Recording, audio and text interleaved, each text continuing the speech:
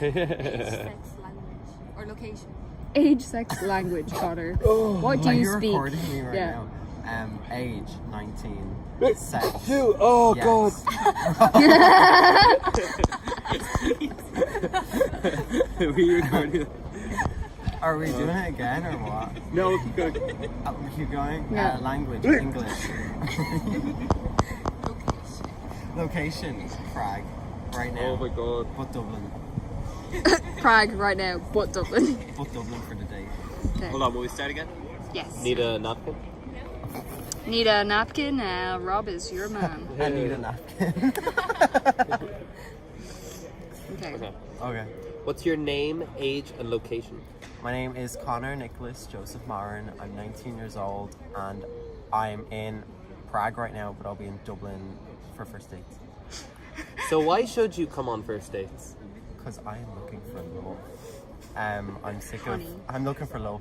I'm sick of guys who just want to like have sex, and I really want to find something actually meaningful and nice.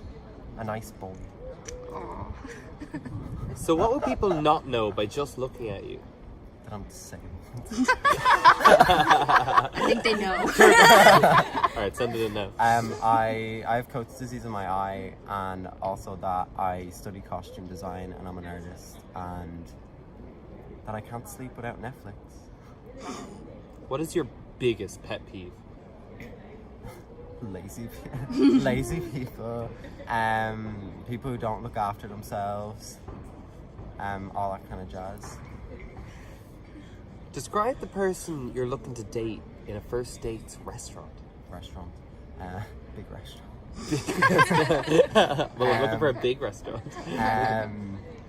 I like facial hair and beards. That's like the first thing that catches me. Just somebody who's really good crack and really passionate about what they do, their field, whatever it may be. Why Tell just us- stand up? It's like chilling. Sorry, it's just a bit late, but then that car like started. Tell us the story of your worst or best date. So I went on this, it was the second date with a guy, and I was like, oh, I'm not sure if I like him, but like go on the second date, see how it is. And then he came back to my house, we had a few drinks that he paid for, and then we like didn't click and there wasn't a spark. And I was like, oh, I have to tell him because like I don't want to like just ghost him. So I was like, oh, I'll tell him in the morning.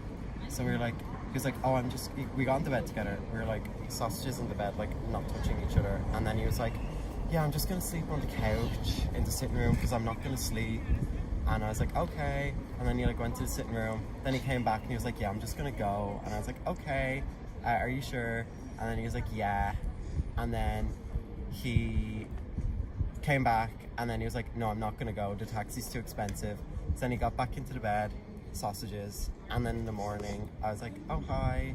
And then he was like, yeah, let's go to town and stuff. And I was like, cool. I was like, oh, like, by the way, I have to tell you this because he kept trying to kiss me. I was like, by the way, like, I have to tell you this, like, you're really nice, but like, I just don't feel the spark.